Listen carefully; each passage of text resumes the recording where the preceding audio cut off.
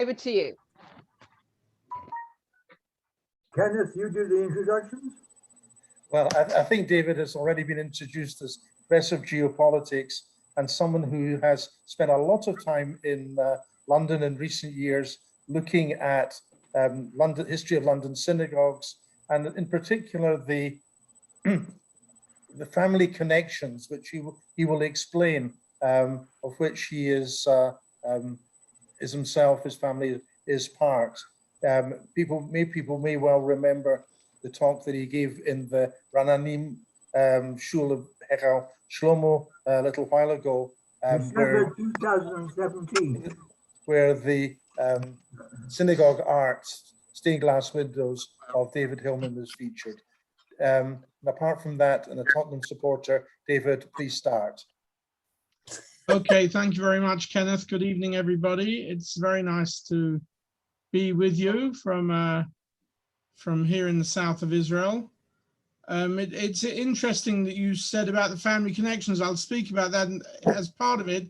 And I decided I was actually going to be a bit self-indulgent tonight, because you always have to pick out a few people of a very long list. And I decided I was going to go in that direction tonight to talk about networks, but not only so. As Kenneth said, you know, I'm not a professional historian. That's not my background. I work in the field of political geography and geopolitics and borders, but I've always been interested in Anglo-Jewish history. And as I spent extended time on sabbatical in London the last few years, and I'm approaching retirement a few years down the road, I'm being a bit more self-indulgent in the areas I work on.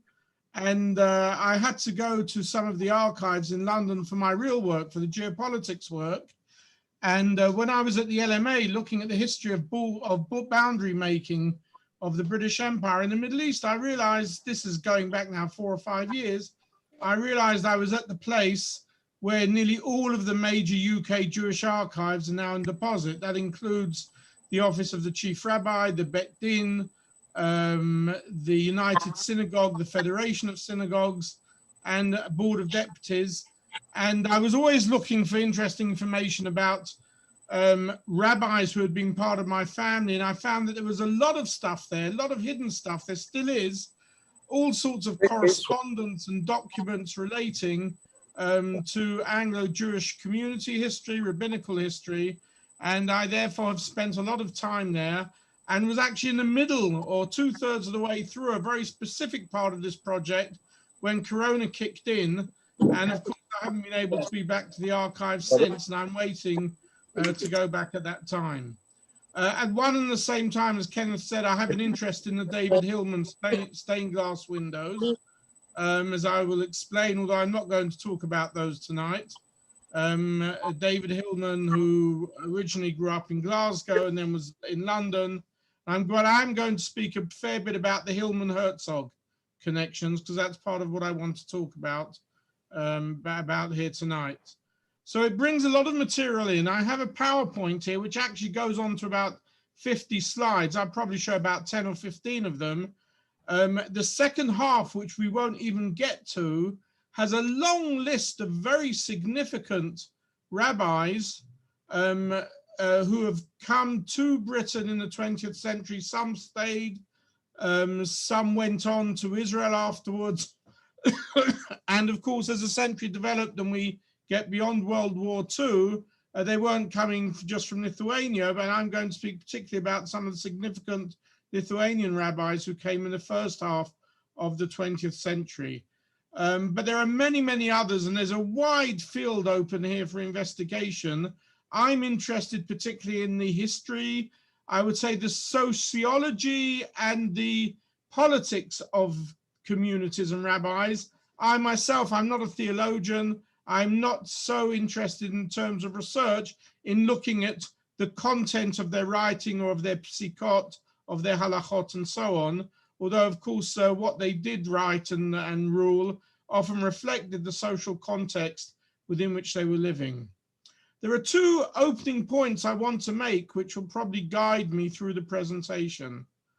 One is that, of course, prior to World War II, something like 75–80% of world Jewry was in Europe.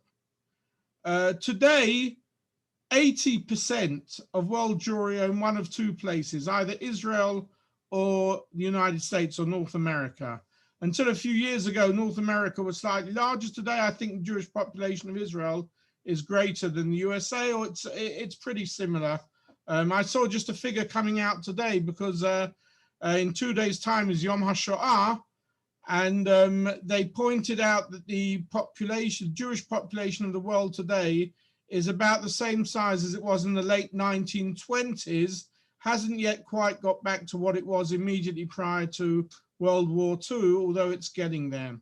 So of course, the two major places today where you look at Jewish history and contemporary Jewish history, whatever communities you're looking at, tend to be Israel and the United States, including when you're looking at the history of religion, of rabbis, of poskim, of batei din, particularly in the Haredi world, who are very interested in a lot of this material.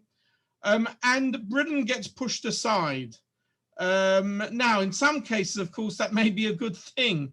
But in this particular instance, Britain has had a very strong and for a long time, a disproportional number of very significant, I would call them major players in the Haredi Lithuanian world of the 20th century, who came to England from Europe, came to Britain from Europe, I should say.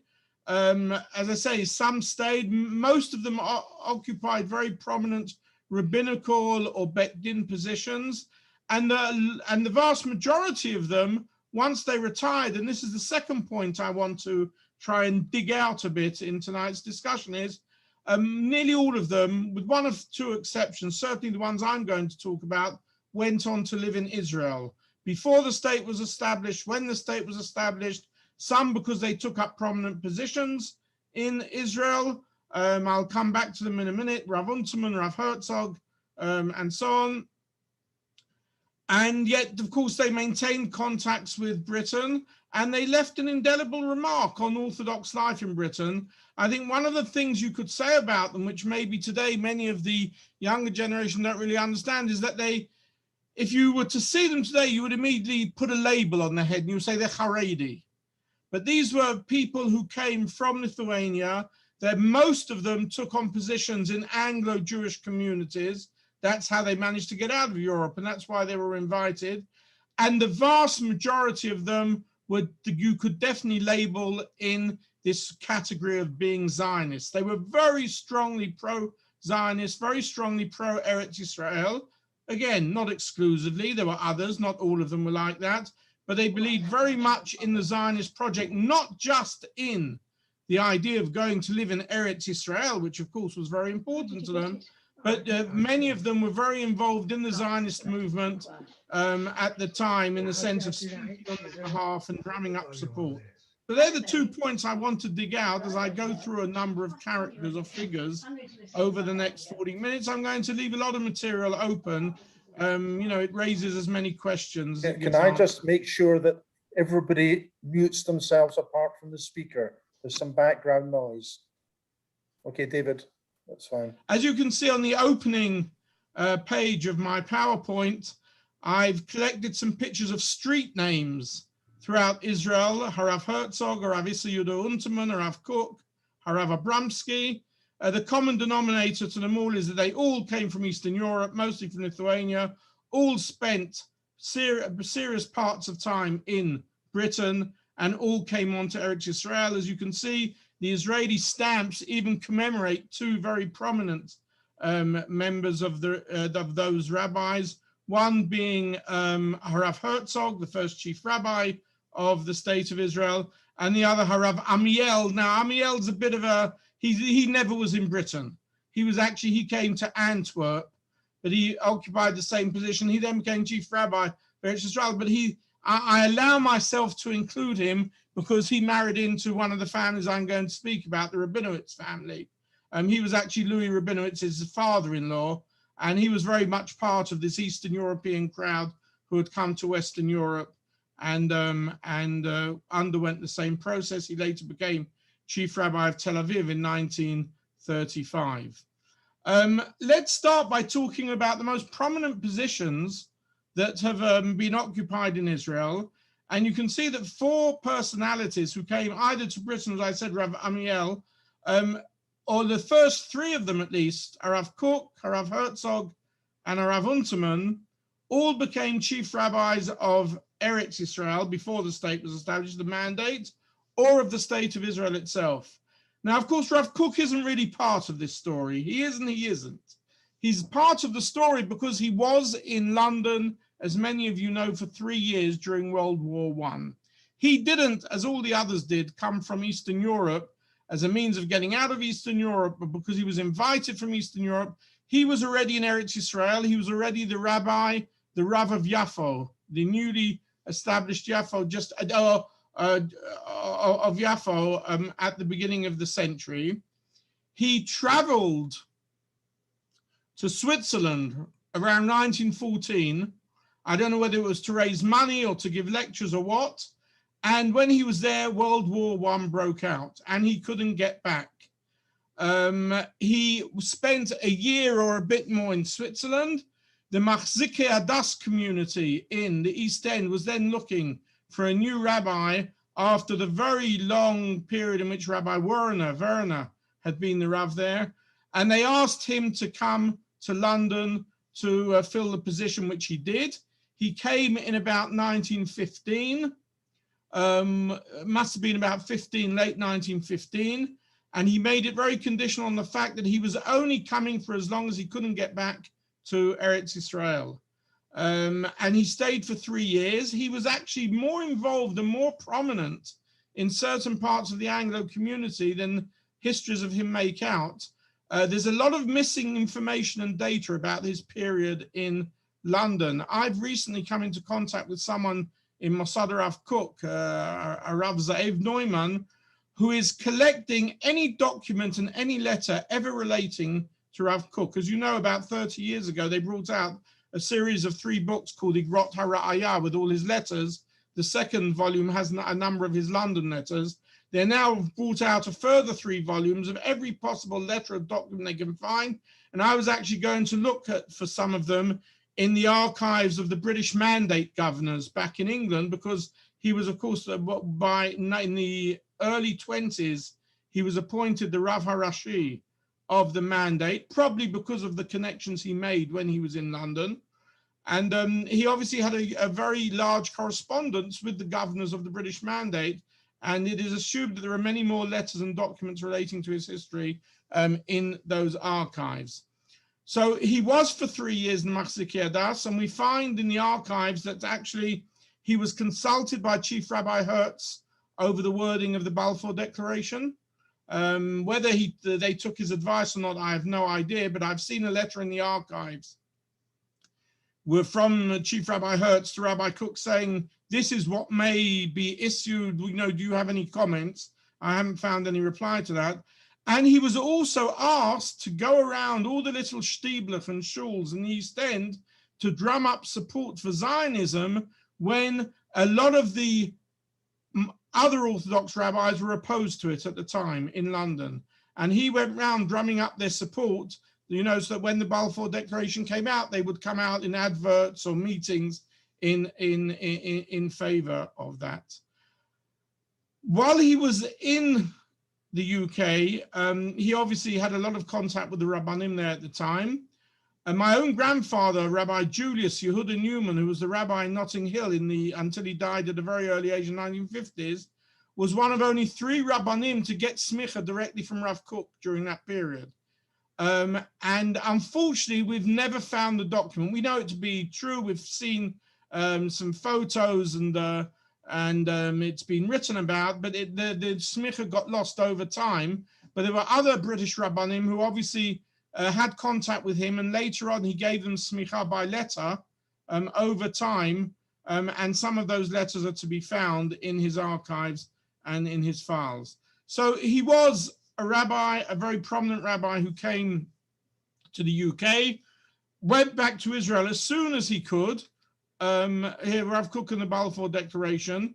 It's very interesting, one debates in Parliament about authorizing a national Jewish Union in Palestine. several parliamentary members raised the claims advanced by Jewish assimilationists, in other words, against the idea of a Jewish home, in which, and one of the MPs got up and said, upon whom shall we rely to decide the religious aspect of this issue, upon Lord Montague or upon Rabbi Kook, the rabbi of the Machzikei Hadas? In other words, saying the rabbi knows more about it than the honourable Lord Montague. What's also interesting is that he insisted on all his letters and on all his cards that he would either, if you look at one of them here, you can see it says, A.I. Kook, Chief Rabbi of Jaffa and the colonies of Palestine, at present, the Rabbi of Machzikei Hadas. He insisted on any letter, on any card he wrote, it would be very clear that he was only in London for a temporary period of time, and that as soon as he could, he was going back to Eretz Israel, to Palestine, in which he did. He wasn't one of those people who said, well, I really want to go, and never quite got there. The minute the war ended, he got back there. Interestingly, for historians, what happened to him during World War I was not uncommon. I know from my own family history that my grandmother, Rabinowitz, whose father was Rabbi Jacb Rabinowitz of Edinburgh, she was the oldest of 9 children. At the outbreak of World War I, there were 8 of them. Her mother went to visit the family in Eastern Europe. World War I broke out. And the next time they saw her was 4.5 years later with a 4-year-old child who they'd never met before, because she'd been a few months pregnant when she went to visit her family in Europe. So that must have been quite a common thing to have happened, where people went back to visit their families, or people came from Europe for short visits. And once the war broke out, and of course there were no telephones, forget about internet and computers, whether telegrams got through, I have no idea. So what happened to Rav Kook was not uncommon in that period. We go back to the list of the chief rabbis, and I passed over another slide, which I'm going to come back to.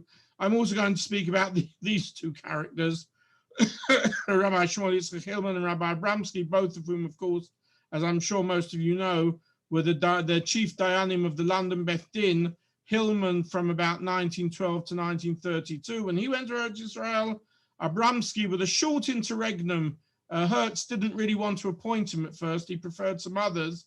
He thought that Abramsky was going to be too strict, which he proved to be, by the way. But he eventually got the job. He was a very prominent dayan of London, based in for 20 years. And again, when he retired, he immediately went to what was then already the state of Israel in the early 50s, and lived another 20 years as a very prominent rabbi in Israel, including receiving the Israel Prize for Rabbinical Literature for his commentary, I think it was on the Tosefta. And we'll see also how these people, many of these people, Hillman, Herzog, others, Unterman, were networked into each other and so on. So we have Kook, and then we come to the story of the chief rabbi, Isaac Halevi Herzog, who became the chief rabbi after Rav Kook passed away. There was an election, a lot of politics involved, and he eventually was appointed. The shortlist was down to him and Rav Charlap, who actually was the pupil of Rav Kook. And yet, interestingly enough, one of the things that helped in his appointment, if you read his biography, you'll see was a letter from Rav Kook attesting to all the good qualities of Rav Herzog and not of his pupil.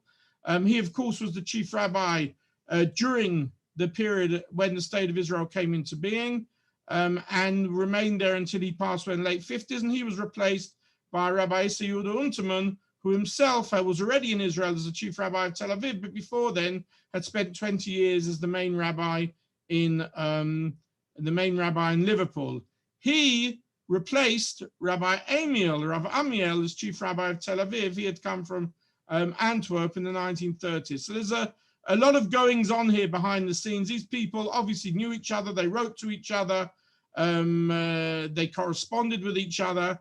And I'm sure that in the politics that was involved then, just as it is now in appointing chief rabbis of towns and of countries, I'm sure that a lot of this correspondence remains to be discovered, and so on.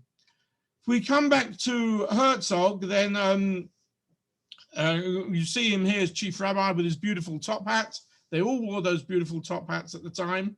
I can't quite imagine seeing the rabbis now wearing top hats, but they all did at the time. That was common, both not just in Britain, but in Israel as well, for members in prominent position. You can see him already after the state was established, shaking hands with President Weizmann, with Moshe Sharet behind him.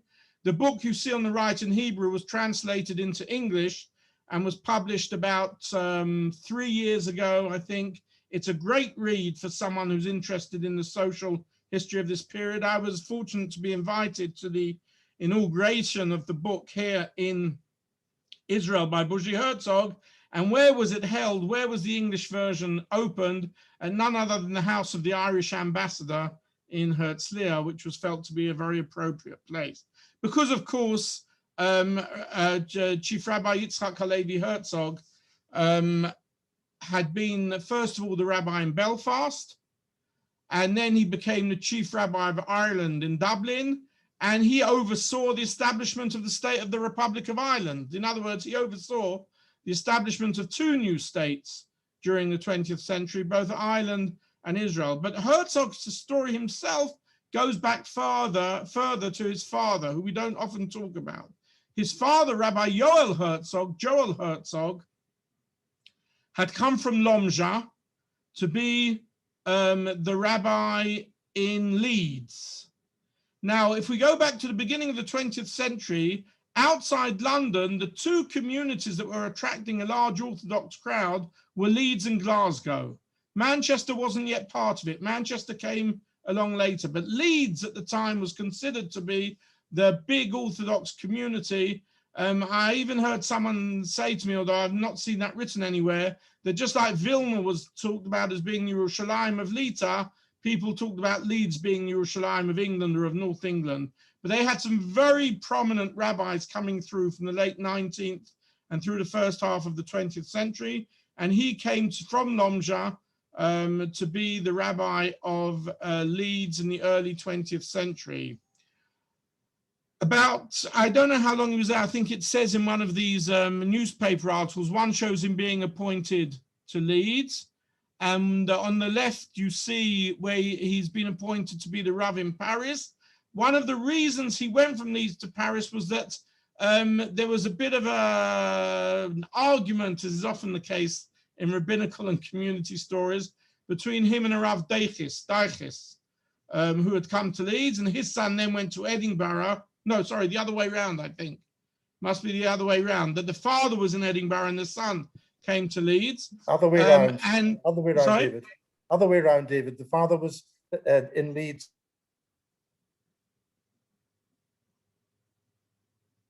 I've lost you. You've gone off. Okay. Right. So, all right. So anyway, because it's interesting because Deiches, anyway, he came to Leeds, and after about 12 or 13 years in Leeds, he was appointed to be the Rav in Paris. But what's really interesting here, if you look at the bottom right, just about a year or so after he went to Paris, Rabbi Hillman left Glasgow to come to London. And they were looking for a new Dayan. And I think this is from the Jewish Chronicle, at a crowded meeting. He was actually unanimously elected, Rav Yoel Herzog, in place of Rabbi Hillman, to come to Glasgow. And it looks like initially he was thinking of accepting, but I don't know what pressure was put on him by the Paris community. He'd only just arrived the year before, and eventually he didn't come to Glasgow and he stayed in Paris. But this is what was going on. They were coming from Eastern Europe. They were in Edinburgh, in Glasgow, in Liverpool, in Leeds, in Dublin, in Belfast. You know, you could say it was a bit of a conspiracy, even if it wasn't a conspiracy. And as I say, they all knew each other, and in many cases, they married their children with each other's children because they didn't really trust the Jewishness of the second generation or third generation Anglo-Jewish community. So, of course, it goes back to Rav Yoel Herzog. It means that Chief Rabbi Herzog actually grew up as a young man in Leeds. And I was very interested when someone showed me recently, he'd found 2 letters of my grandfather, Rabbi Yehuda Newman, with Rav Herzog, very friendly, sort of chatty letters in the 1930s. And I wondered how he knew him until I realized they must have been 6, 7-year-old kids together in Cheder In Leeds, because that's where the Newman family came into England at the end of the 19th century. Nachmanovich came to Leeds, changed his name to Newman. My grandfather grew up there as a child, and they must have gone to the same cheder or Stiebel together in Leeds, and obviously that's where they created their contacts and these very interesting letters that came afterwards. We want to throw in another personality here, and that's, of course, Rabbi Shmuel Hillman, Dayan Hillman. Shmuel Hillman, who came maybe, all of them came from quite prominent rabbinical families, but he really came from a very prominent rabbinical family. And he came at one point to be the Rav in Glasgow. Now, whatever I say here, Kenneth is going to correct me because he probably knows more about it. He actually didn't stay that long in Glasgow, just a few years, but certainly enough to leave an imprint on the community. And he eventually was asked to come and head the Beth Din in London, which he did for about 20 years. And as you saw, they were then searching for a new Av Beis Din in Glasgow at the time. Shmuel Hillman spent 20 years as the Av Beis Din in London. He married his daughter to the son of Rav Yoel Herzog. In other words, his daughter became the wife of Chief Rabbi Herzog, which of course could have been considered a fairly sort of a royal wedding in that sort of rabbinical world at the time. I'll show you some newspaper cuttings about the wedding in a minute. And in the early 30s, he left London to go to, again, because he'd reached a sort of retirement age, he left London to go to Israel, where he died in the 50s. But it was his presence in Eretz Yisrael in the mid-1930s, where he was a very prominent person in the Jerusalem religious world. And he basically ran the campaign to get his son-in-law, Rav Herzog, elected as the chief rabbi of Eretz Yisrael. As I say, if you read the biography, you'll see it was a pretty close contest until the very end. Rav Herzog had only once previously visited Palestine. That was 2 years previously when his father, Rav Yoel Herzog, had died in Paris, and they brought him to be buried in Eretz Yisrael. That was the only time he came. He visited Rav Kook. He visited other prominent Rabbanim, obviously left quite an impression, so that when the chance came to elect, after Rav Kook died, new chief rabbi, he was one of the shortlist, and Hillman was a very prominent personality in wheeling and dealing, let's say, in getting that appointment through. Oh, but just as out of interest, and that is one of, in the end, most of the Haredi community voted for Rav Herzog because they preferred him to Rav Charlap. But one of the things they asked him to do, which he refused, by the way, was just to be called Rabbi Herzog and not Rabbi Dr. Herzog. They felt that this thing, doctor, was too secular, too non-orthodox, and they wanted him to remove it. And of course, his thesis, as many of you know, was on the history of Tchelet in the Tzitzit. Rabbi Herzog was totally self-educated. He never went to yeshiva. He was totally self-educated. He was meant to have been very brilliant, with a brilliant memory, and both in Torah topics and in wider topics. And he was meant to have been, like his father, fluent in quite a number of languages, although that was quite common at that time. As I said, a rabbinical marriage was made. And in the Jewish Chronicle, it was reported that Rabbi Dr. Isaac Herzog, M.A.D. Lit, rabbi, he was then still in Belfast before he went to Dublin, only son of Rabbi Joel Herzog, chief rabbi of the Russian community in Paris, and Mrs. L.M. Herzog, to Miss Sarah Hillman, only daughter of Rabbi Dayan and Mrs. Hillman, Court Lodge.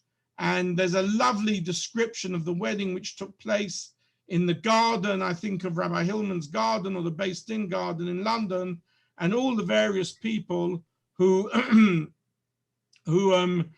delivered various discourses, divrei Torah, etc. at the time. It really was a rabbinical marriage which sealed dynasties, the families of dynasties together.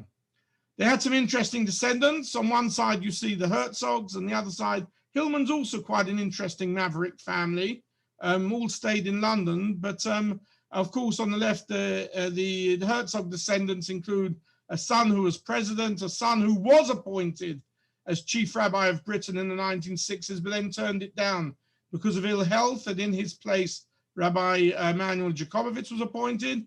And I added his grandson there because, as rumor would have it, he may well be a candidate for president over the coming months, although what happens in the Israeli political system, I would never dare to prophesy, and I would suggest that no one do. But the middle picture is a beautiful one, because what you see there is Diane Hillman's son, David Hillman, the stained glass window person, with his wife, Annie Hillman Rabinowitz. The Rabinowitz is my connection to them. The face hidden away is Hillman's sister, Chief Rabbi Herzog. And you see 5 children. And the middle one in the white shirt, holding the younger one, is none other than President Chaim Herzog. In other words, the 5, forget Bougie Herzog, the 5 other people you see around the edges of this picture are the 5 children in this picture, which was obviously taken in London at some point in, I suppose, what, in the 1930s, sometime around then.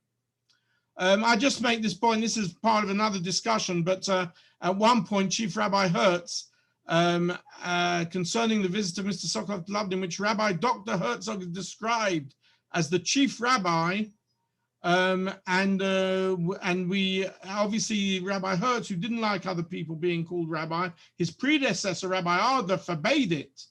And Rabbi Hertz also didn't really like other people having, certainly not the name of chief rabbi, obviously made a complaint, and the paper had to retract and say, our readers are aware that we take particular care in always giving Dr. Hertz his due recognition as the chief rabbi of all the Jews in the British Empire. So that's just an interesting curios there.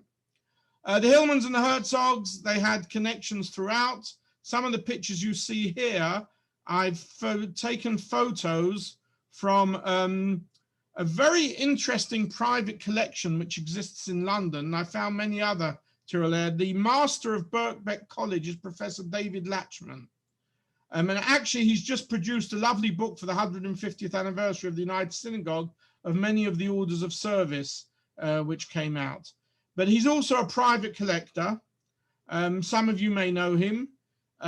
He's joined 2 houses together in Golders Green. He has the most amazing collection of Judaica, including many original, not only pieces of furniture from shuls which have closed down, but also many interesting documents, posters. I'll come back to one of them later.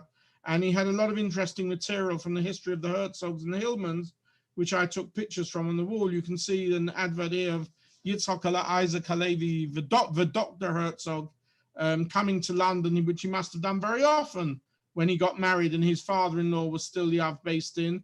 And he gave a lecture at the Machziki Adas.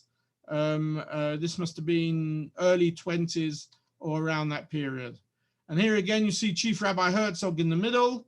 On the far, if you're looking at the screen, then on, like me, on your far right, holding a little portmanteau is David Hillman, the stained glass window. This is also interesting. And just behind, smoking a pipe, looking a bit like Al Capone, or something like that, is actually Chaim Herzog, who later became president. But what's interesting about this picture is their other big connection, which we don't always talk about because that was part of the very small Sephardi community of Britain at the time. But there was David Sassoon, the Sassoon family, who of course were very prominent in the UK. And David Sassoon was the person who, when Rav Dessler came to England, I'd like to talk about Rav Dessler, but I won't have time. When he came to England, he was looking for Parnassah, for something to earn money from. So it was Diane Hillman who suggested he become the private tutor of David Sassoon. And so they, again, there was this big network connection between the Sassoons, the Hillmans, the Herzogs. I'm sure that funding was provided for in that way as well, because the Sassoons were very wealthy, originating from Iraq, that spent time in the family about 100 or so years in India, particularly in Calcutta and Bombay. And then some had come on to England. David Sassoon at one point was actually thought of as a potential Sephardi chief rabbi for Eretz Israel, but that never came about. And I have come across a really fascinating letter. About 20 years ago, a book was produced reproducing some of David Sassoon's sermons and drashot. And the frontispiece is a copy, I can send it to anyone who's interested, of a letter written by Rav Dessler to Rav Dessler to Dayan Hillman. This must have been when Herzog was already chief rabbi in Israel. Yes, it was, of course, because Dessler, this was post-war, after the war, but before Dessler came to Israel to be the Mashgiach of Ponevezh. So there's a certain short period of time in the late 40s when this letter could have been written, praising Sassoon, who had been his student, his pupil. And although Rav Dessler is associated with the establishing the Kollel in Gateshead and very much with the Gateshead style community, and later the Mashgiach of Ponevezh and very much the Mussar movement, he obviously had great respect for Herzog and Hillman, despite or in spite of their Zionist tendencies. And he writes a note at the end of the letter to Dayan Hillman, please give my very warm regards to the Eloi the Gaon, who is your son-in-law, without mentioning his name, but of course he was referring to Chief Rabbi Herzog, who was then Chief Rabbi Herzog of the Zionist authority of the Zionist state of Israel. So it sure showed the sort of connections and relationships, the networks that people had at that time. I don't need to tell you, most of you looking in, I think you're in Israel, maybe some of you in England, of course. The legacy of all the Herzogs is very significant in Israel, from Masuot Yitzchak, the moshav that had to be abandoned in Gush Etzion, is now, of course, since the establishment of the state, is in Merkaz Shafir. But now there's also a small Masuot Yitzchak with this commemoration. He is said to have composed the basic Tfilah L'Shlom HaMdina that we say today. And of course, he had many writings of his own. My own opinion, being very interested in both the histories of Kook and Herzog, and also myself coming through the world of religious Zionism at one point, where of course Rav Kook is the mythological hero. My own impression looking at their histories is that probably Rav Herzog was much more appropriate to be the rabbi overseeing the establishment of a new state in terms of how to manage, what to give into and what not to give into, also having seen a similar process in Ireland. And of course, many of the things that we do in the religious world of Israel today is down to Chief Rabbi Herzog at the time. Hillman also left a legacy, a whole series of writings called Or HaYashar. And just recently, some of them have been, when I say recently, literally in the last year or two, some of them have been brought out afresh by Rabbi Pini Dunner, who's an ex-Londoner who's now the rabbi in Beverly Hills in Los Angeles. And he's been bringing out a lot of he's very interested in the Hillmans. He's got a hold of a lot of original letters which the Sassoon family had and which he's going through. He's written a lot about Shepotnik, a maverick rabbi in Britain, in England of the 20s and 30s, and the battles between Hillman and Shepotnik. And he's brought out this, and again, just recently, so Bougie Herzog has become very interested in these things, and they started putting out these new editions of Or HaYashar together. Herzogs and the Hillmans are buried in Sanhedria, not in Har HaZeitim, not in Har HaMnuchot, but they're buried in Sanhedria, where Rav Avadia Yosef is also buried, and not, of course, the president. The president is buried in Mount Herzl, but Rabbi Herzog, Yaakov Herzog, Shmuel Hillman are all buried in Sanhedria Cemetery, which really today is a closed cemetery unless you have really good protectia and so on. That of Hillman's legacies, I'm not going to speak about them. Here's, of course, the fact that his son, David Hillman, was a stained glass window designer. Most of his, which I'm very interested in, as you know, 90% of his windows are spread all around London. The biggest collection in St. John's Wood, where I go to when I'm in London. And for me as an Israeli now, the services are far too long. So once the service hits 1.5 hours, I go patrolling the windows and looking for new information. But one set of windows is where I gave the lecture in Jerusalem a few years ago in the Rananim Shul. They could do with a good cleanup, but they're a beautiful set of windows for those of you who don't know about them. And I want to talk about another family, and here you're right, Kenneth, I'm going to come back and speak a bit about my family because they're interconnected with all these relationships. And that's the Rabinowitz family. My grandmother was the oldest of the Rabinowitz brothers and sisters. her grandfather was a well-known Lithuanian rabbi, Rabbi Eliezer Simcha Rabinowitz, born in Kovno and was the rabbi of Lomzha. His son, Rabbi Jacb Rabinowitz, was the one who came to Edinburgh at the end of the 19th century. We think it was about 1897 or 1898 or thereabouts. We originally thought he came straight to Edinburgh. It turns he first came to London, and within a year, he'd been asked to go to Edinburgh. He was obviously looking for a job. He went to Edinburgh, where most of his children, including his son, my grandmother, and also her younger brother, Rabbi Louis Rabinowitz. So I'm going to say something. I've never spoken about him in the past because I felt that wasn't historical enough. I knew the person personally. I was actually his neighbor for my first 2 years in Israel and his last 2 years of life.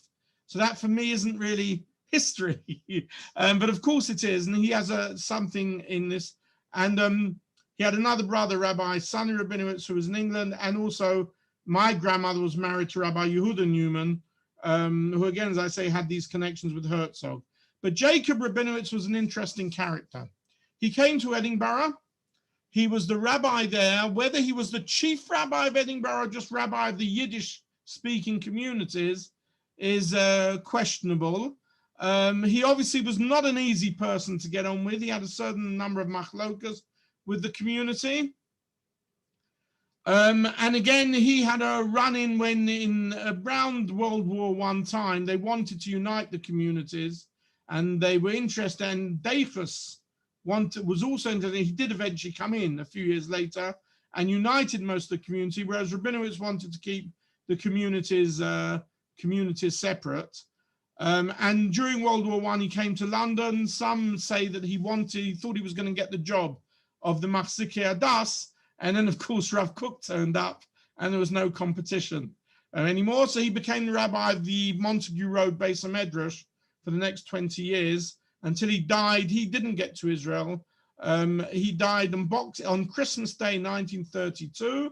I'll show you in a minute some of the Yiddish newspaper cuttings of his funeral. He had some really prominent Maspidim there, including Hillman, who hadn't yet gone, Abramsky, who had already arrived in England, and one or two other very prominent people. But what was really interesting was the president of the Zionist Federation, who was not a religious person, was one of the Maspidim at his funeral. He was a very strong Zionist.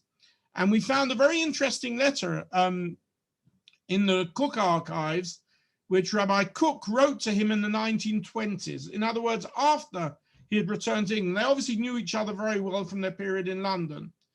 We don't know exactly what Rabinowitz wrote to him, but Kook wrote to him back saying, you know, my dear colleague, etc., Rabbi Rabin, I received your letter, and I want to say it's really good that you want to come and fulfill the important mitzvah of Yeshuv Eretz Yisrael, that you'd like to come and live here.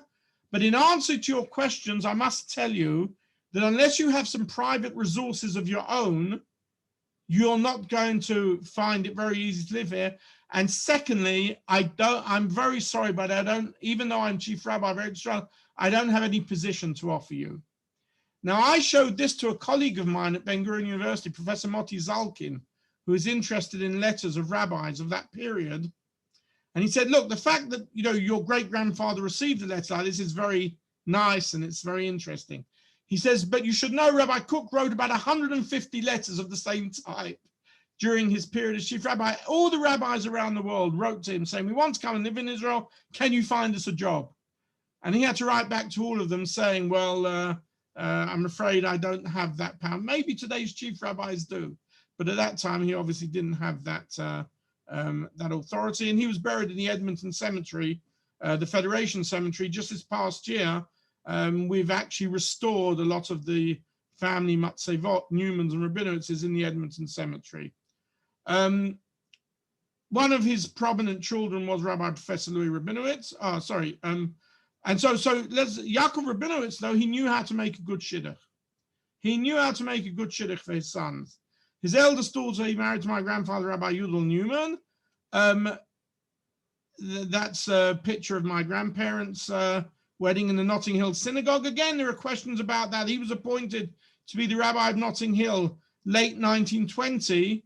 And literally 6 weeks later, it was announced that he was engaged to the daughter of Rabbi Rabinowitz, and 3 weeks later they were married. So I wouldn't be surprised if Notting Hill at the time had made it conditional on the new rabbi having a wife if he wanted to take up the job. That's what we surmise. But nevertheless, they had a long, successful, happy marriage. Unfortunately, he became ill at a very young age. Another good shidduch Rabinowitz made, of course, was with the Hillmans. So another sister married David Hillman, and that brought them into contact with the Herzog family. And this is very interesting because it's a copy of the invitation sent to Rav Kook to attend the wedding, which he never did, by the way. But that was another good shidduch, and a third good shidduch he made. Again, the Rabinowitz Hillman, beautiful pictures in the archives and a lovely description of the wedding, you know, a Haredi wedding where they describe the taffeta and the lace on the bride's dress and what the bridesmaids were wearing. And you see these families in the middle, you can see Rabbi Rabinowitz and Diane Hillman in the middle with the other family, Louis Rabinowitz at the back, Yudel Newman and David Hillman. So this was, and I'm sure there were many weddings of that type taking place at the time. A third good shidduch he made was Louis Rabinowitz with the daughter of Rav Amiel of Antwerp. So he did a good bit of networking, you know, the way the kings and the queens used to do it. Queen Victoria's children marrying into other monarchies. So he made sure that his children, many of them, married into many other prominent rabbinical families.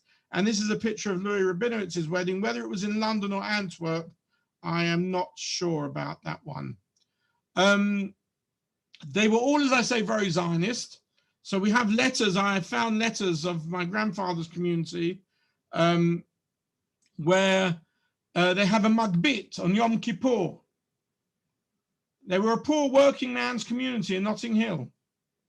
And 2 letters from different years where once I think he sends £1 and once I think he sends £1.50 and asks them to be divided amongst 3 charities. He sends them to Rav Sonnenfeld, who was of course the Rav of the religious community in Jerusalem, asking that 10 shillings be given to Beit Hayatomim Diskin, 10 shillings to Moshav Zkenim, and 10 shillings to Yeshivat Eitz Chaim. But they obviously every year had a magbit for Eretz Yisrael. Let me just, these are very interesting, but I don't have time. I have to finish within the next 5 minutes. These are interesting Yiddish newspaper coverage of Rabinowitz's funeral in London in the early 1930s. There were daily Yiddish newspapers running through the early part of the century, 3 of them. 2 of them were religious and 1 wasn't. How do you know which were and weren't? Because the religious ones always had big headlines about the funerals and the shiurim of the rabbanim. The non-religious or the secular one, whatever you want to call it, didn't have that, and it also came out on Shabbat, whereas the others, of course, didn't. So you know how to distinguish them. When I went eventually to look at the Yiddish newspapers in the British Library, I wasn't sure where to find them. There were 2 Haredim from Stamford Hill sitting in the British Library. And so just out of chance, I went up to them and I said, you know where I find the Yiddish newspapers? This was going back about 8-9 years. And they sat me down and for half an hour, they gave me a lecture, how to look up the newspapers in the British Library, which are on microfiche, which you can get on internet, how you access them, how you look for the dates. And they're also doing their own interesting research into all sorts of backgrounds of families and other events at the time. I brought over Sifrei Torah and their names. The one last thing, I do want to say something about Louis Rabinowitz. I haven't spoken to him about him in the past, but I was thinking, you know, he was very much part of the next generation of this sort of networking. I actually got to know, I mean, quite well, because as I say, in the first 2 years that we came to live in Israel, we went to live in my grandmother's apartment, which by pure chance had just become vacant when we came. And she and he had brought them together in the late 50s or early 60s in Rehavia. So we were his neighbor for the last 2.5 years of his life. I was actually present on the night of Tisha B'Av when he passed away. An interesting background. He was born in Edinburgh. He received smicha from Rav Kook, although after Rav Kook came back to Eretz Israel. At first, he was a young rabbi in Hackney and Cricklewood. He became one of the chaplains of the British forces, received British war medals, and after World War II was appointed as chief rabbi of South Africa. He took early retirement in the early 60s, one, because he was a very strong Zionist. He was a revisionist, by the way. He was a great supporter of Beirut and Begin, and he always wanted to come to Israel, and because he was quite outspoken against apartheid. And the Jewish community either told him to quieten it down or move on, and he decided to move on. He became, for a very short period, the deputy mayor of Yerushalayim on behalf of the Beirut party when Teddy Kollek was the mayor. When Rav Aryeh Levine passed away, he became the rabbi of the Achdut Yisrael shul in Nachlaot. If any of you in Jerusalem have never been to see that beautiful little old shul, you should do so. It's right near the corner of George and Yafo, between that corner and between Machane Yehuda. He was awarded the Yakir Yerushalayim later in his life. He was deputy head of Judaica, and he wrote an interesting column in Torah and Flora.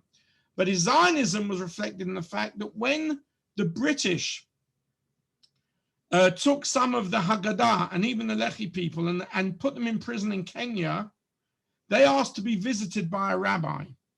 And the British at the time refused to allow a rabbi to come from Eretz Israel because they were suspect of him. And they turned to Rabinowitz, who was the rabbi in South Africa. There were still strong British connections, and they thought that he would be a better person to go.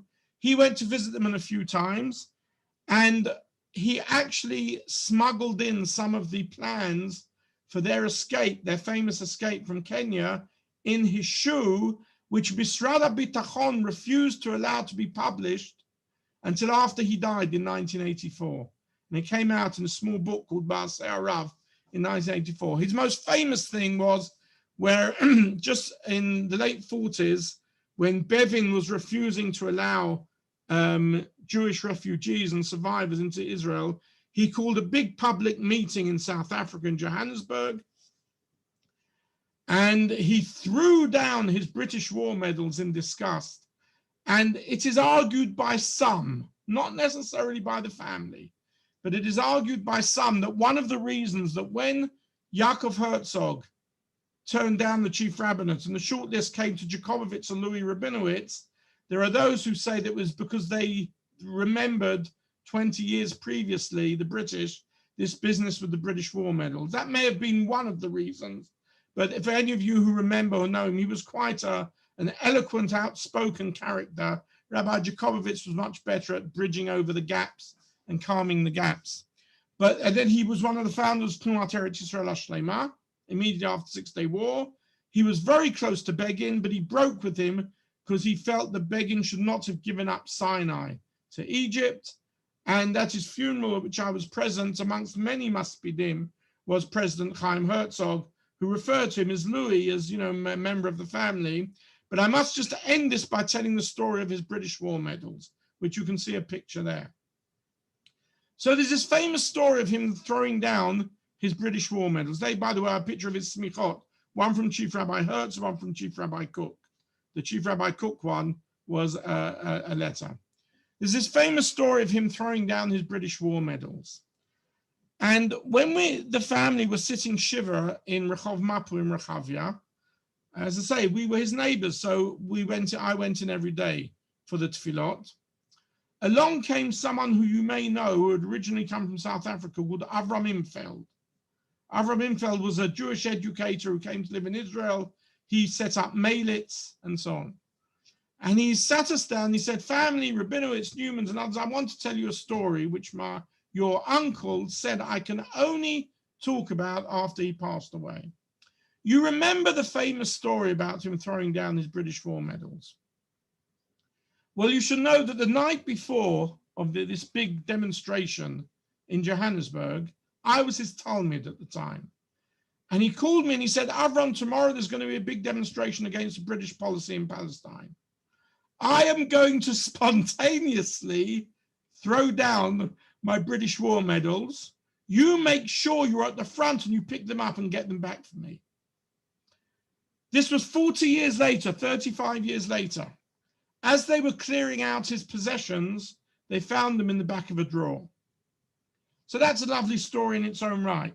But the story didn't end there, because 2-3 years ago, I was in the house of David Latchman in London, the person I say has this collection.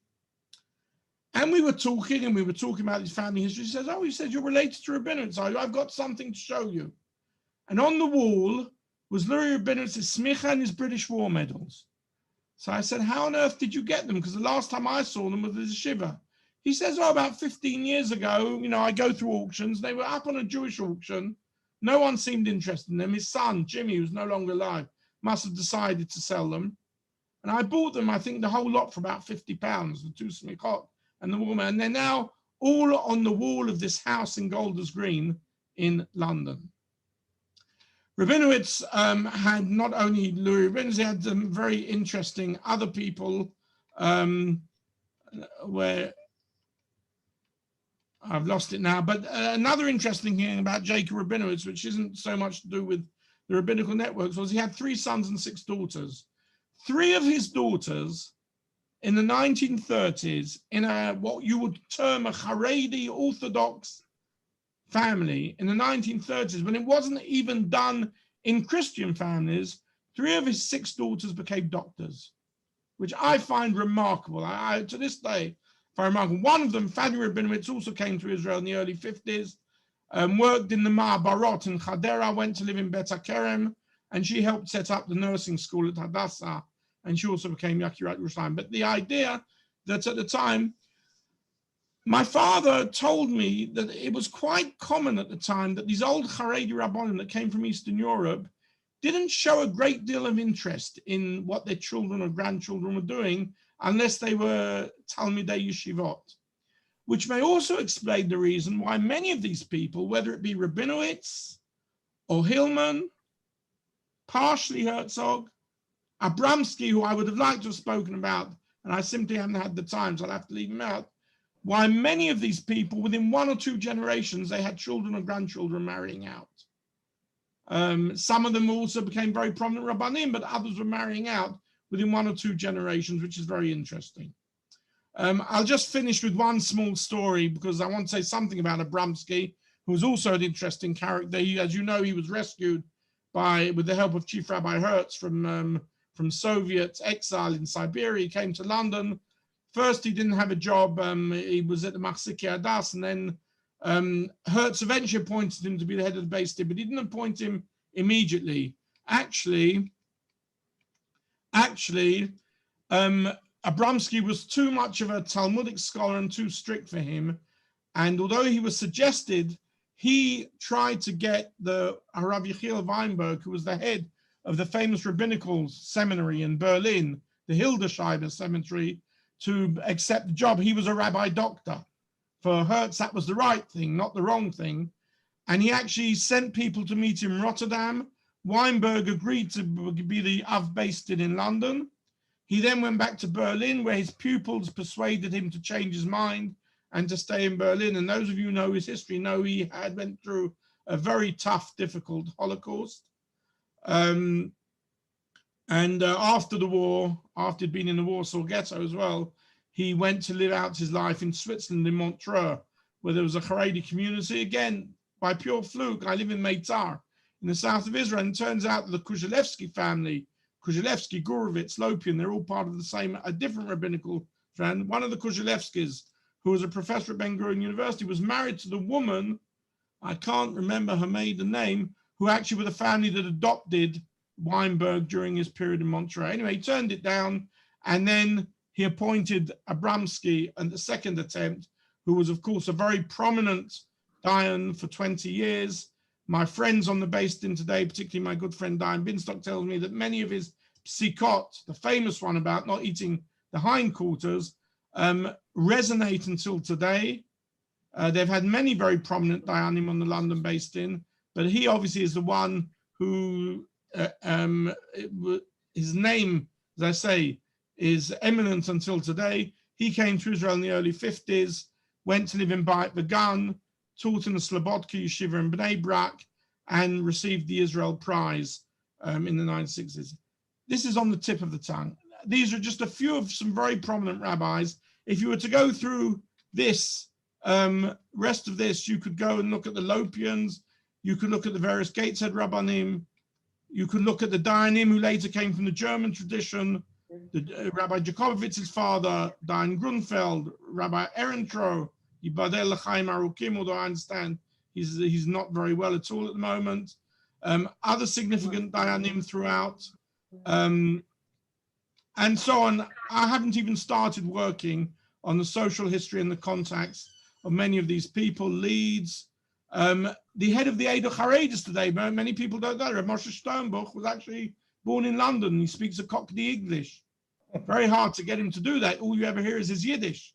But he was born in London, studied in Gateshead together with the Gateshead Rav, and at some point, 20 years ago, became the Ravad of the Eidah Chareidit in Yerushalayim. The same with Rabbi Yitzchak Weiss and Yitzchak Tuvia Weiss, still alive. You had the Schonfelds. You had some very interesting chief rabbis of Britain. You had not quite chief rabbis, people who could have become, and for various reasons didn't. Rabbi Dr. Jacb Herzog, Dr. Koppel Rosen, Dr. Louis Jacobs, of course, probably most prominent theological and I would say Orthodox scholar of Britain during the period. And there's a lovely picture when Jacobs was a young rabbi, before the big fuss and Jacobs' affair had blown out in the late 40s, early 50s, when he was on a platform together with Diana Abramsky. I've seen a letter written by Ewan Montague in the late 60s, who came to Israel to visit Diana Abramsky, and then wrote a letter to the Jewish Chronicle way back saying, I visited Diana Abramsky in Jerusalem. He said that had he still been in England, then he would never have allowed the Jacobs affair to have happened. He would have known how to control it and manage it. One of the great ifs of history, no doubt. And there were many prominent scholars. I'm just running through a whole list. Rabbi doctors. Alexander Unterman was another very interesting character who came from Germany to be the communal rabbi of Manchester, and then went on to Brandeis University. He was the person, interestingly enough, who actually wrote a letter in support of Bert Trautmann, a German soldier coming to be the goalkeeper of Manchester City in the late 50s. And when everyone was saying, oh, we don't want a German soldier to come and play in England, and he said, it's not such a terrible thing 10 years after the war. And so on and so on. We could go on. There are many others to be investigated and researched. I've way overspoken my time, and I will stop there. Thank you very much, David. You've got the makings of another 20 lectures there. You could say.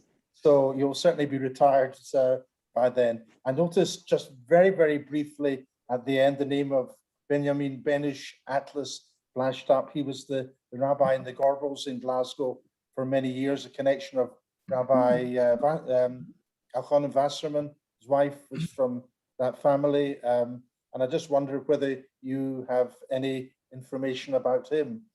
Not yet, not yet. He's on my list, a long list, as you see. But I should mention somebody else I've started looking at. That's a different Rabinowitz, no relation. Rabbi Shmuel Rabinowitz of Liverpool, who was there before Unterman. He was probably one of the most prominent Orthodox Zionists in the UK. And before he came to England to be the rabbi of Liverpool, he had set up the World Mizrahi movement together with Rabbi Reines. And he was a very powerful speaker on behalf of Zionism, Rabbi Shmuel Rabinowitz from Liverpool. Okay, now I see Gabriel's got his hand up. He wants to ask a question. So get Gabriel, unmute yourself and ask the question. I'm happy to take questions. You decide when to stop it. I like talking about this topic, and I'm sitting at home. So Yeah, for as long as you want, it's good with we've me. got another 20 minutes. So if you've still got voice, we'll let it go on. Gabriel, what? I was actually going to give a vote of thanks, but at this stage, let me just make a few interesting points in connection with what we've heard David Newman speak about. Liverpool, he mentions just now Shmuel Jacb Rabinowitz, who published a number of halachic works, which I have in my library, and he was never a Mizrahi. He was Rabinowitz was a Zionist, but I think he came into Zionism long before Mizrahi. The Mizrahi man was Mr. Yehuda Unterman, who had been chairman of Mizrahi in Poland, I think. And when he was about to retire, who did he recommend as his successor? The man who had been his secretary in Eastern Europe, whose name was Zalman Plitvice. I don't suppose David knew that. So I didn't quite catch. It's a bit difficult to hear. I didn't quite catch the name. I talked about Shmuel Jacb Rabinowitz. Yes, I heard that bit. Yeah. Yeah, it's the Unterman. What I said was that the point that's not so well known. Unterman had been the president or chairman of the Mizrahi organization in Poland or Lithuania. And that was one of the reasons why they were anxious to bring him to England. Now, when he was about to retire, he recommended somebody who had been his secretary to the Mizrahi Federation in Eastern Europe, whose name was Zalman Plitvice. He was the man who became the next Stadtrat, the last one, and retired here, of course, just before he died. I wanted to mention some interesting things. You talked about all these family connections. Ancestors of mine were among the founders of Gateshead Yeshiva. And interesting enough, they were the Belsky family, the Badil family, the Steenberg family, and others who intermarried with them. Moshe Mordechai Badil, whom I knew quite well when he retired to Manchester and had been actually originally the Rabbis Kook, told me that Gateshead... He was for 20 years the rabbi of Newcastle when I lived there for 3 years. Yeah, well, that he never told me about. Yeah. The thing is, he told me, that's an interesting thing about Gateshead, that he said the original founders of Gateshead were not Agudists, they were not Charedim in the modern sense. He said most of them, like me, were Mizrahists. That's an interesting thing because, these days, you don't think in those terms of the Mizrahi being considered the very, very old. Anyway, these are some of the points I wanted to make. I could make others, but I'll give an opportunity to others who've been watching the lecture. But what I do want to say is that I very, very much enjoyed the presentation. I can see that there's much more that you could tell us about some of these families. I knew your uncle Louis Rabinowitz from the Encyclopedia Judaica, and when he was in South Africa, and I remember him coming when I was in Johannesburg on a visit.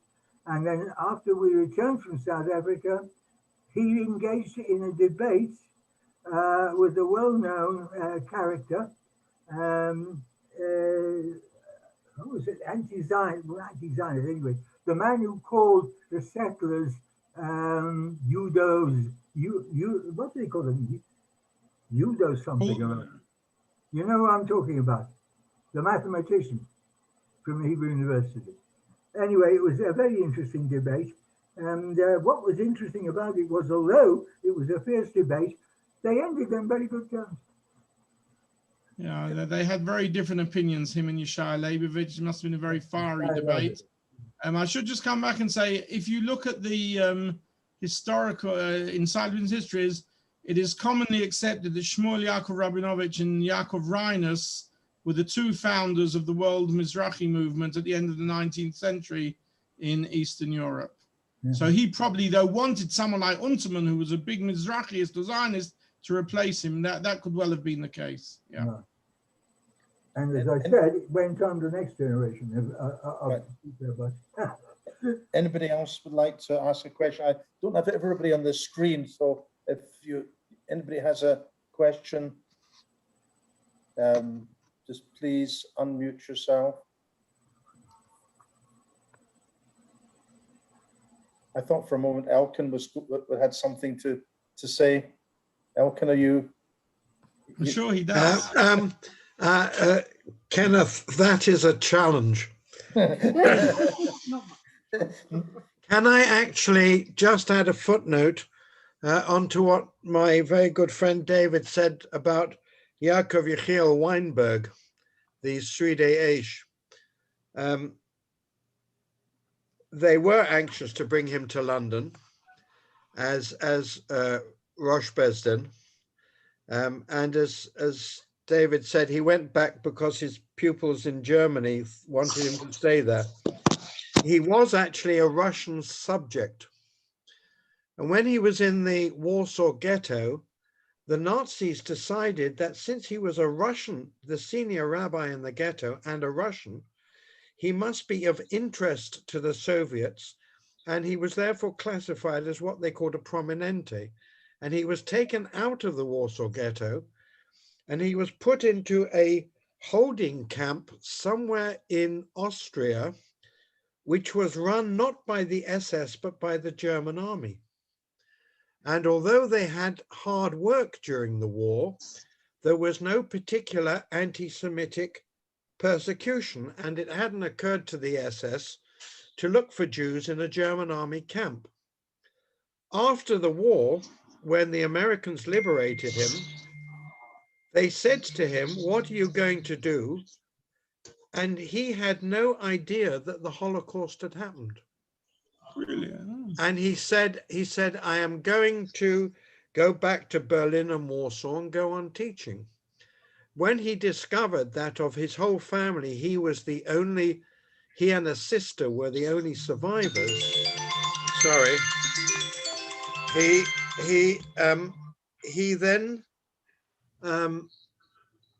then had a nervous breakdown for a year and was in hospital for a year, and then went to Montreux. It's a great tragedy because the man had a very unhappy life. He was married for a while and that failed, and then he didn't marry again. And he was an absolute genius. The whole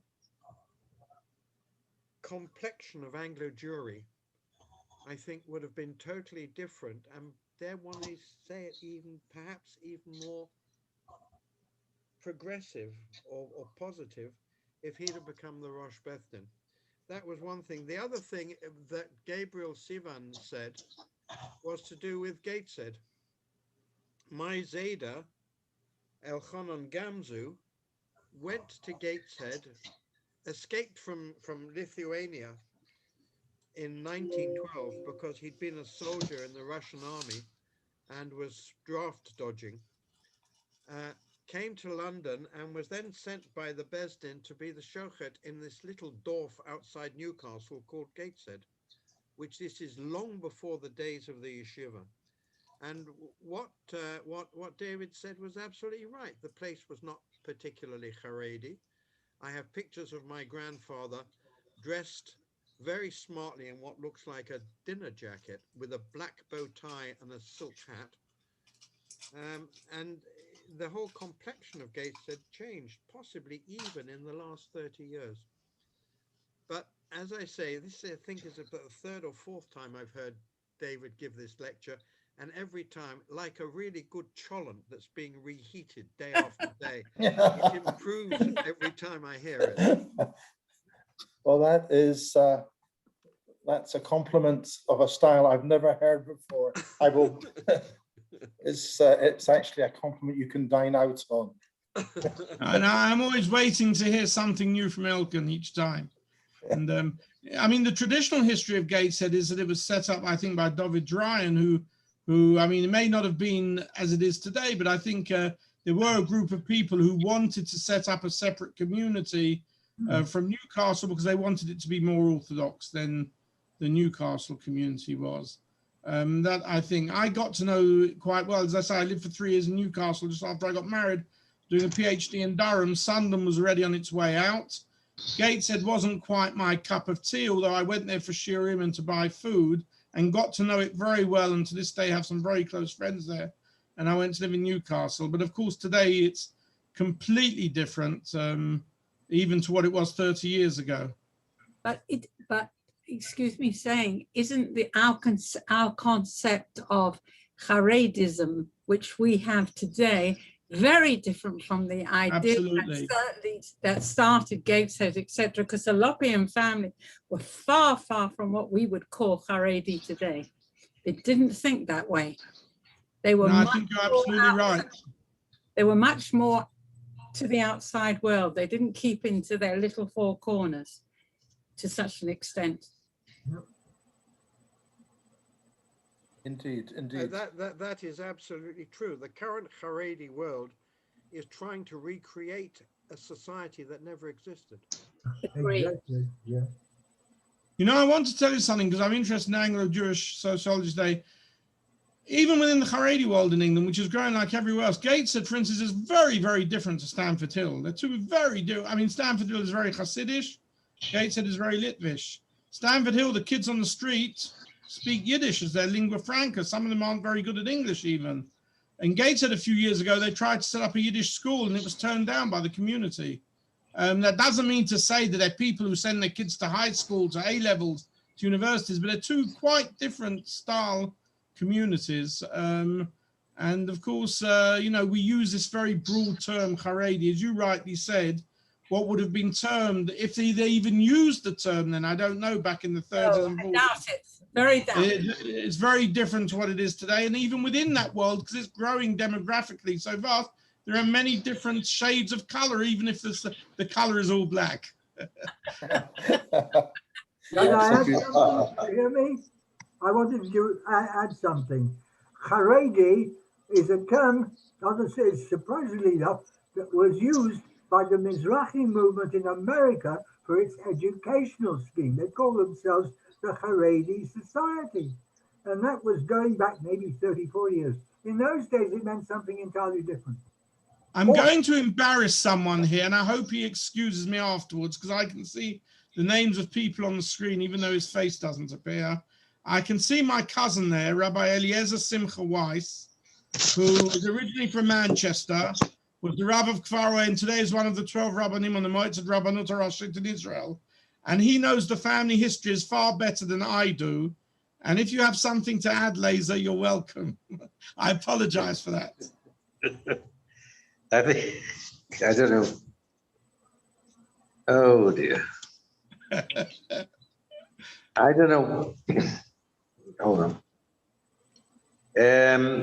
Listen, it's absolutely fascinating, David. We've got a lot of generalizations in this whole story. Gateshead was definitely, as you said, it was founded by Zachariah Byrne in the 1890s as a split off of Newcastle. They wanted to be far more orthodox than the Newcastle community. And obviously, Haredi means different things. Somebody mentioned that in America, Haredim, the Mizrahi call themselves Haredim. In England, they also call themselves the Haredi world on their the letterheads immediately after the war and before the war. Haredi means the person who's particular to keep religion. And now what happens is, of course, Haredi has a different meaning. I went to Gateshead from the age of 13 to 17 and definitely has changed.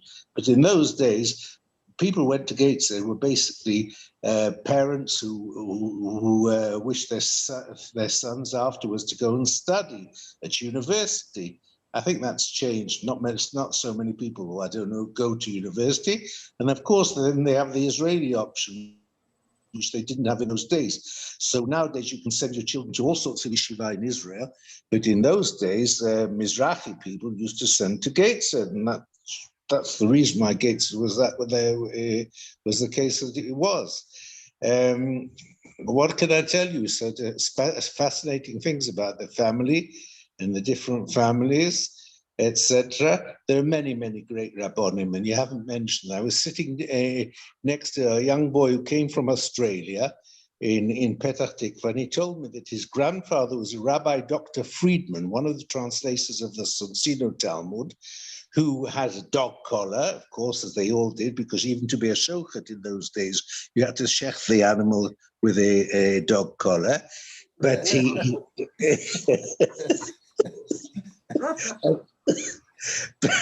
but this, he's got grandchildren here, and he's a family of the Blochs and of the Blochs and the Swifts. I don't think you mentioned the Swifts. I think the Swifts should be mentioned because Moshe Swift was, as you know, a pupil of the Rabbi Jacb Rabinowitz. He was his housebocher, what it was called. There weren't yeshivot in those days. He was sent by his father in Liverpool to London, and he lived in the house of the Rabinowitzes, and he learned with him. This is how Jacb Rabinowitz got a bit more of his, something to live on, a bit of a salary. And I think he was a tremendous influence on the Anglo-Jewish community after the great dying Abramsky. And there's much to be spoken about, but thank you very much, David, for reliving the past. Thank you. Okay, I think we're going to have to bring things to a close.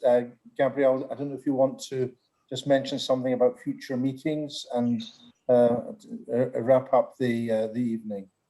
Yes, can you hear me? Yes, go ahead. I was just going to say that Beryl Swift in Liverpool, who was, I think, a furniture manufacturer, but also a Talmud Chacham, he was the one who was the father of of Morris Swift and Harris Swift, and also there was another brother who was a rabbi in the United States, if I'm not mistaken. Right, we have coming up in May, I believe, we're going to have a meeting with our friend Stefan Reif, Nachon? Yep. Yeah. Yes. Who has just published or is about to publish his autobiography. Of course, those of us who know Stefan will know that he has had a very distinguished career since he was a young lad at Jewish College. He is finally, after getting his doctorate, he went to Cambridge University and became head of the Geniza Institute there. And that, of course, is part of the story he will tell, which is actually a very large part of his career, because he spent many years in Cambridge and developed the whole institute so that today it's one of the foremost research centers of Jewish manuscripts, especially things that are from the Middle Ages.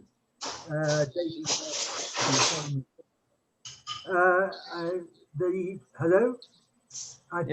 Yes. I think the month after that, we're going to have a lecture about the Southport Jewish community. If I'm not mistaken, John Carroll? Hello? Yes, so John Carroll from of Southport is going to be talking about the Southport community in June, just as you say. Because he's just published, he's just published a book about the community. Interesting, it's not one of the best known communities in England, because it was a sort of little sister of the Liverpool Jewish community, but it has a history of its own.